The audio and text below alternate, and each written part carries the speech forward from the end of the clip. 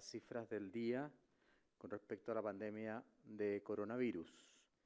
Quiero agradecer, como siempre, la participación y apoyo de los canales de televisión que en forma voluntaria se unen a esta red y agradecer también a las radios de Chile, Archi, No Archi, y a los canales regionales. Agradezco también a los periodistas presentes que nos harán las preguntas correspondientes. Seguimos avanzando paso a paso, como hemos dicho. Gabriela Mistral siempre recordada, decía que en este nuevo día que nos concede el Señor, que nos llegue una parte de la alegría y que consigamos ser mejor. Yo creo que eso es un mensaje muy hermoso para todos los chilenos. La variación de los nuevos casos a nivel nacional ha disminuido en un menos 17% en 7 días, menos 17%, y menos 33% en 14 días. Y lo más positivo de hoy día, que lo quisiera destacar, es que el examen PCR, la positividad de los exámenes de PCR, ha llegado al 13% a nivel nacional, promedio, con algunas regiones muy por debajo del 10%. Tenemos también que anunciar que el día de mañana vamos a comunicar o lanzar oficialmente el programa Paso a Paso Nos Cuidamos. Paso a paso levantemos Chile. Se hará mañana domingo aquí en La Moneda. Tengo con nosotros al ministro de Ciencias, Andrés Kub, y a la doctora Valenzuela, representante del Comité de Vacunas Coronavirus. Le quiero solicitar al ministro de Ciencias que nos dé algunas noticias sobre los avances en la estrategia para la vacuna contra el coronavirus COVID-19. Ministro Kub. Muchas gracias, ministro. Muy buenos días. Quiero referirme brevemente a la Estrategia Nacional para una vacuna COVID-19.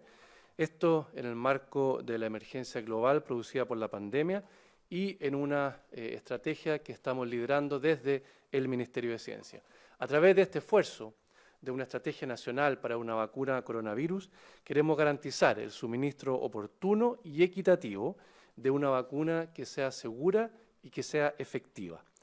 Esta estrategia está basada en el talento, la capacidad y la experiencia de nuestra comunidad científica en la realización de ensayos clínicos colaborativos. Por lo tanto, la estrategia se basa en buscar alianzas internacionales para realizar estudios clínicos de fase 3, es decir, aquellos ensayos que ya hayan pasado la fase 1 y 2 que se concentran en aspectos de seguridad. Lo que vamos a hacer es encontrar desarrollos para buscar ensayos clínicos colaborativos en esta fase 3 que prueba entonces la efectividad de la vacuna. Para ello, estamos impulsando esta estrategia desde el Ministerio de Ciencia junto con el Ministerio de Salud y junto también al Ministerio de Relaciones Exteriores. Además, tenemos el apoyo de un grupo de destacados investigadores e investigadoras y también de personas del mundo privado que tienen la tarea de identificar y evaluar la idoneidad de las opciones que existen hoy día globalmente y que son promisorias para una vacuna COVID-19. Quiero aprovechar de agradecer el compromiso de estas personas que conforman un comité de vacuna coronavirus. Ellos son María Teresa Valenzuela, que nos acompaña hoy día, Alexis Calergis, Mario Rosenblatt, Miguel O'Ryan, Mario Calvo, Carlos Pérez, David Farcas y nuestra Seremi de MinCiencia Macrozona Norte, Margarita Lay. Además, se buscará ejecutar estos ensayos de fase 3 clínica en Chile a través de un consorcio conformado por universidades y también por centros clínicos en el país que tendrán la tarea de reclutar voluntarios, hacer el seguimiento y, por lo tanto, ejecutar estos ensayos clínicos para hacer la investigación y desarrollo de una potencial vacuna en nuestro país. Como avance de esta estrategia, quiero comunicar que ya se ha firmado un acuerdo entre la Universidad Católica y la empresa Sinovac y se están entonces preparando para realizar ensayos clínicos de fase 3 en Chile durante los meses de agosto y septiembre, para poder comenzar a hacer este ensayo clínico en el país, reclutando voluntarios, y además que esto conlleva una negociación de un suministro preferente de vacunas, en el caso de que esta vacuna sea exitosa, de 10 millones de dosis en el primer año, y podrían llegar hasta 60 millones de dosis en el curso de 3 años. Una vez que estamos avanzando con este plan, también tenemos otros candidatos que ya se están evaluando, tal como se evaluó inicialmente Sinovac con la Universidad Católica. Tenemos otros candidatos que estamos evaluando con las empresas CanSino, Sinopharm, Oxford AstraZeneca, BioNTech, Imperial College, Moderna, Janssen y Bharat. Y una vez que logremos tener una vacuna que ya esté aprobada, serán las autoridades del Ministerio de Salud, a través de su programa de vacunación, quienes entonces suministrarán esta vacuna a la población. Muchísimas gracias, ministro. Muchas gracias, ministro. Le cedo la palabra a la doctora María Teresa Valenzuela, representante del Comité de Vacunas Coronavirus. Doctora Valenzuela.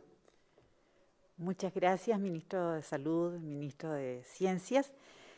Bueno, como representante de este Comité de Vacunas Coronavirus, nuestro rol es identificar los desarrolladores de vacunas en el mundo para poder conocer el grado de avance que ellos tienen ya en los distintos estudios para probar la seguridad, probar también la calidad de las vacunas y posteriormente poder recomendar al gobierno de acuerdo a la seguridad, la calidad, los costos preferenciales que esos desarrolladores pueden dar al país, garantizar las dosis de vacunas exitosas para nuestra población y de acuerdo a todo este trabajo se evaluará solo aquellos que cumplen con toda la normativa, la legislación chilena vigente que regula estos estudios clínicos y todos los componentes éticos que ello conlleva, y que velar, obviamente, por la rigurosidad y seguridad de los mismos en beneficio de nuestra población. Muchas gracias, doctora Valenzuela, por su explicación. Gracias también al ministro de Ciencias. A continuación pasamos a entregar los datos del día. Los entregará nuestra subsecretaria, doctora Paula Daza. Bueno, muy buenos días. Con respecto al reporte de las últimas 24 horas en nuestro país, como dijo recién el ministro, el número ha ido disminuyendo, el número de casos nuevos que hemos tenido, con una disminución de la positividad, lo que nos refleja un ambiente positivo.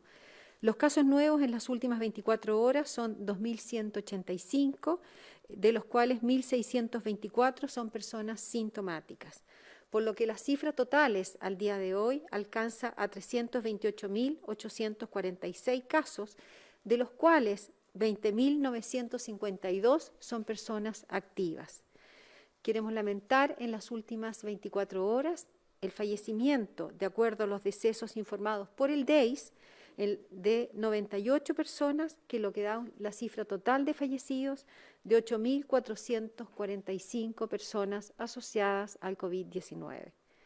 En relación a las personas que se encuentran hospitalizadas en unidades de cuidados intensivos, tenemos 1.792 personas hospitalizadas, de las cuales 1.465 se encuentran conectadas a ventilación mecánica y 301 se encuentran en estado crítico. Y en relación a la red integral de salud de nuestro país, podemos informar que existe un total de 477 ventiladores disponibles. La red de laboratorios, en el día de ayer se informaron 17.716 exámenes, por lo que llevamos 1.388.319 exámenes en relación a la PCR en nuestro país.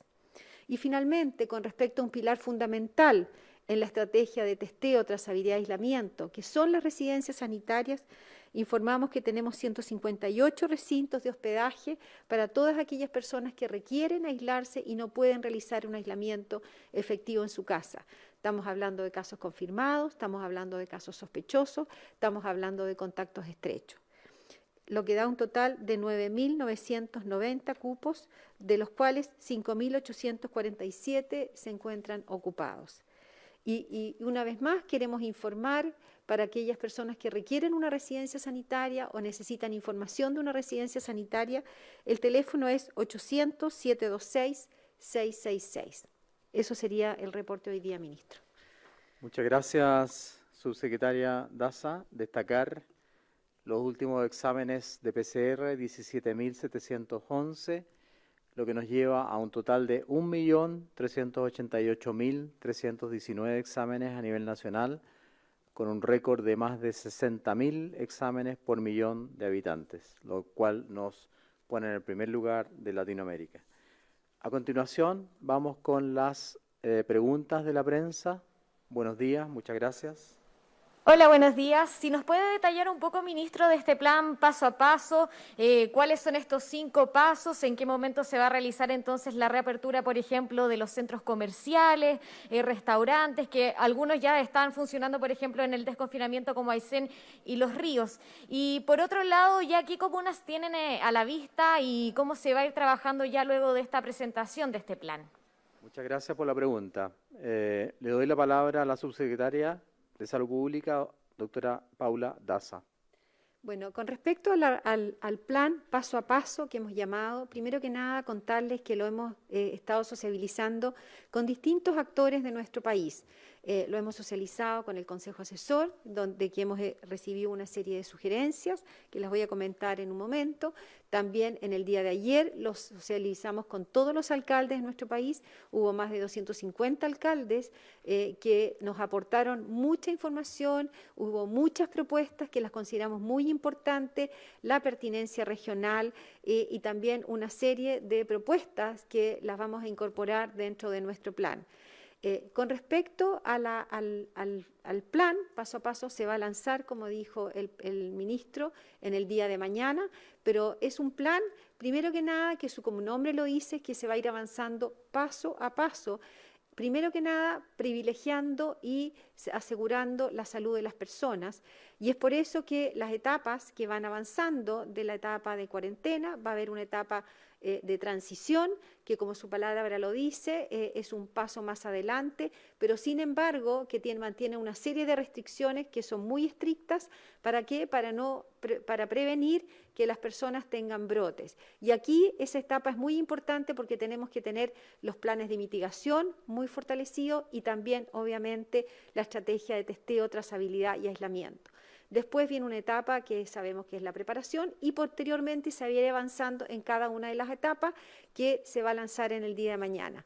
Cada una de estas etapas está en base a las variables de riesgo, es decir, efectivamente, en la medida que vamos avanzando y que las personas van teniendo más libertades, obviamente el riesgo aumenta y por lo tanto los parámetros, es decir, que los indicadores que vamos a medir también tienen que ser más estrictos. ¿Para qué? Para disminuir la posibilidad que hayan brotes y en caso que lo hubieran, tener la posibilidad de detectarlo oportunamente, seguirlo y aislarlo en forma oportuna. Eso es lo que les puedo contar con respecto al plan en el día de hoy. Nosotros trabajamos todos los días, lo seguimos sociabilizando con distintos actores de nuestro país para poder recibir las propuestas y los cambios que sean necesarios. Pero ya hay en la mira algunas comunas, subsecretaria, para poder avanzar en esta materia y hacer la diferencia, por ejemplo, en el caso de la etapa de preparación, la de la transición, que son bien parecidas, pero que se mantienen las 22 restricciones que también son importantes para ir trabajando y para que la gente tampoco se relaje en esa materia.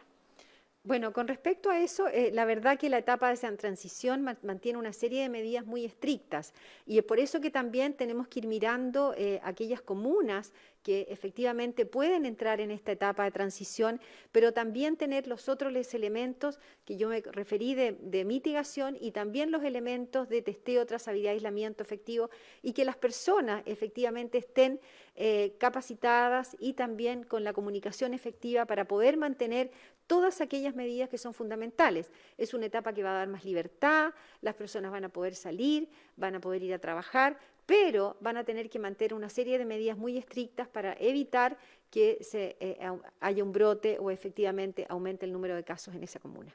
Muchas gracias, doctora Daza. La siguiente pregunta. Buen día, ministro, subsecretaria. Siguiendo con este plan paso a paso, en un principio fue la nueva normalidad, luego tomar café con los amigos. Hoy se habla del plan paso a paso de desconfinamiento. ¿Cómo se da la seguridad de que este plan, al comunicar, no provoque que las personas relajen las medidas sanitarias y se puede dar la seguridad a las personas de que hoy sí se puede hablar de desconfinamiento? Muchas gracias. Responderá la doctora Paula Daza. Nosotros estamos hablando de un plan que se llama Paso a Paso y así como su nombre lo dice, es un plan que va a ir avanzando de una manera progresiva, paulatina, en base a las variables de riesgo de cada una de las etapas.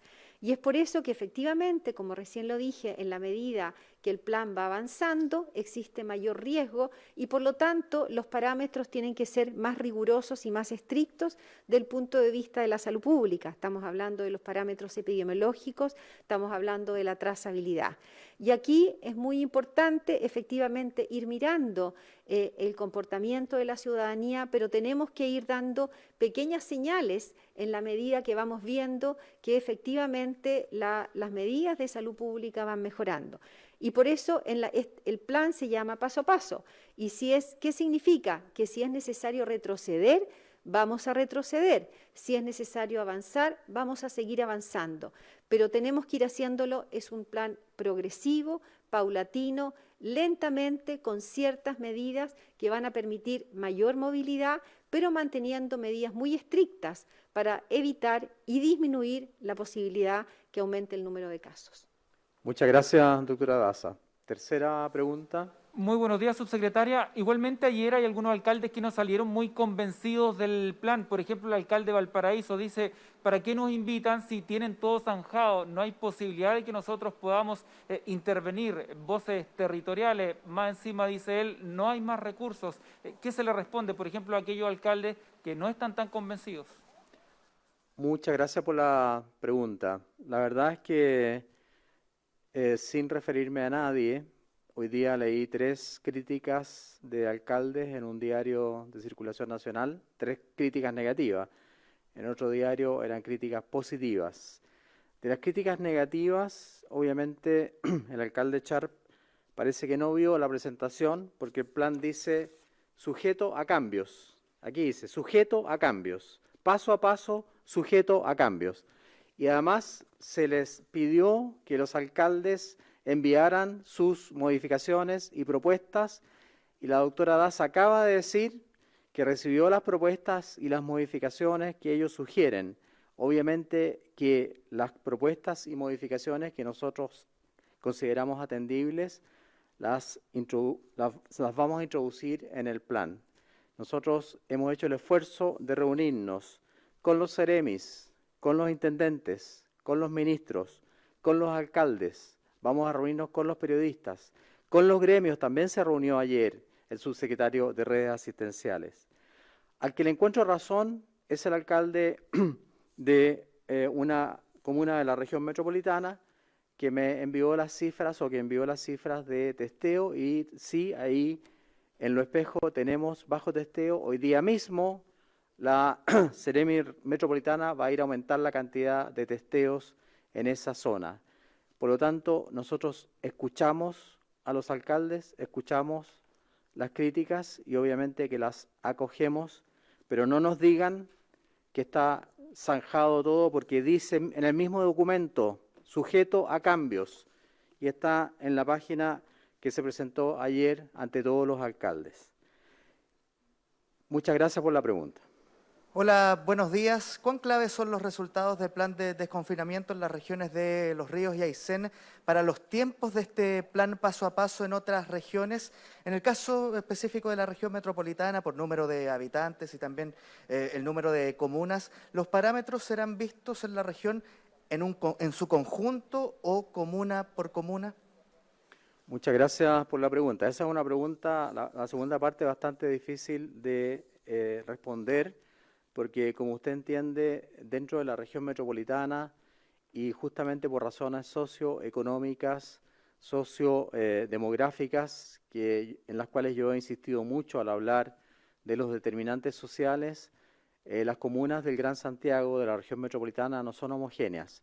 A mí me gustaría, y lo he dicho en varias entrevistas, que ojalá tuviéramos un manejo homogéneo de todas las comunas, pero la región metropolitana en general ha tenido una reducción muy importante en el número de casos, más del 40% de reducción, y esperamos obviamente que si vamos avanzando en este programa paso a paso, podamos incorporar a la mayor cantidad de comunas, tomando en cuenta obviamente todos los riesgos que ha destacado la doctora Daza y estar dispuestos a volver atrás. Con respecto a los ríos y a la región de Aysén, con mucho agrado nosotros estamos siguiendo día a día los casos que se presentan. De hecho, ayer me reuní con la región de Aysén, con la Mesa Social COVID-19 de Aysén y con un grupo de coordinadora de Aysén para dar respuesta a todas las dudas. Y el 18 de julio hay 0 caso nuevo en Aysén, 0 caso nuevo. Y los casos que fueron confirmados antes están todos ya identificados. Son 8 pacientes del centro penitenciario de Aysén y están todos obviamente cumpliendo su confinamiento o su cuarentena. En el caso de los ríos, que durante el día 17 de julio tuvimos 24 casos, el día 18 de julio tenemos 5 casos. Una persona de 39 años está en su hogar, una segunda persona de 19 años en residencia sanitaria, una persona de 27 años residencia sanitaria y 2 personas de 48 y 44 años en el hogar. ¿Por qué lo nombro con detalle? Porque esto indica que estamos haciendo la trazabilidad y el aislamiento de las personas que nosotros identificamos. Y quiero agradecer a nuestras Ceremis a lo largo de todo Chile, todas las Ceremis y los Ceremis que están cumpliendo este trabajo con mucho sacrificio, sábado y domingo trabajando para cumplir con el plan de trazabilidad, aislamiento que nos hemos fijado como una tarea indispensable para el control del coronavirus. Muchas gracias. Muy buenos días, ministro, y a todos los participantes. Preguntarle respecto a este plan de vacunas, conocer un poco cuándo va a comenzar este reclutamiento para personas y cómo se podrá postular estas 3.000 personas para recibir esta vacuna, y también consultarle respecto a esta normativa que exige el ingreso de esta vacuna. Si nos puede explicar un poquito de qué se trataría para que la vacuna pueda ingresar al país. Y en otra materia, preguntarle a usted, ministro, respecto a este cambio de metodología con las cifras del Departamento de Estadísticas, y de acuerdo al último informe epidemiológico del 13 de julio se dio cuenta sobre más decesos a los informados durante la jornada de ayer. Se informaron, sumando los 98 decesos de ayer, 8.362, y ayer se informaron realmente 8.347. ¿Por qué se da esta diferencia en el número de decesos informados por el Ministerio de Salud? Muchas gracias por la pregunta. El tema del DEIS lo contestará la doctora Daza y después le daré la palabra al ministro de Ciencias para el tema de las vacunas. Bueno, con respecto a los datos que informa el informe epidemiológico y el reporte diario, que ambos vienen de la misma fuente, que son, como hemos dicho, del DEIS, el departamento, van a ser distintos por 2 motivos. Uno, primero que nada, el informe epidemiológico son 2 veces por semana, y la razón principal es la fecha y hora de corte de cada uno de los informes. Por ejemplo, los informes del DEIS del día martes son los datos que se ven reflejados hasta el día sábado. Lo que vamos a ver en el informe de hoy día del DEIS, que va a salir durante la tarde, son los datos que se cortan el día jueves. Por lo tanto, no solamente van a haber siempre una diferencia entre el informe diario y el informe del DEIS, debido principalmente a las horas y las fechas de corte. Lo importante es que esto se va a ir efectivamente en el largo plazo, efectivamente los datos van a ir concurriendo cada vez más, pero siempre va a haber una pequeña diferencia, por lo que nosotros estamos tratando de informar diariamente para darle información a las personas, y también el informe epidemiológico, que son 2 veces por semana. Muchas gracias, doctora Daza. Es doctor también. Ministro Kub. Muchas gracias, sí. Primero, recordar que en nuestra normativa vigente es el Instituto de Salud Pública, el ISP, quien finalmente debe dar la autorización para que se realice un ensayo de fase 3 en Chile. Por lo tanto, en nuestro marco regulatorio es el ISP quien debe autorizar y cada uno de las universidades o los centros clínicos que desea desarrollar un ensayo fase 3 en Chile tiene que solicitar esa autorización entonces al Instituto de Salud Pública. Respecto a los voluntarios, en el caso, por ejemplo, del proyecto de la Universidad Católica con Sinovac, será la Universidad Católica quien estará encargada de reclutar a los voluntarios según criterios de admisibilidad y eso se avisará oportunamente para que aquellos voluntarios entonces puedan participar de este ensayo clínico. Muchas gracias. Gracias, ministro Cook. Gracias, doctora Valenzuela, doctora Daza. Muchas gracias a nuestro equipo técnico de La Moneda Comunicacional. Y con esto terminamos el informe del día. Que tengan un buen fin de semana.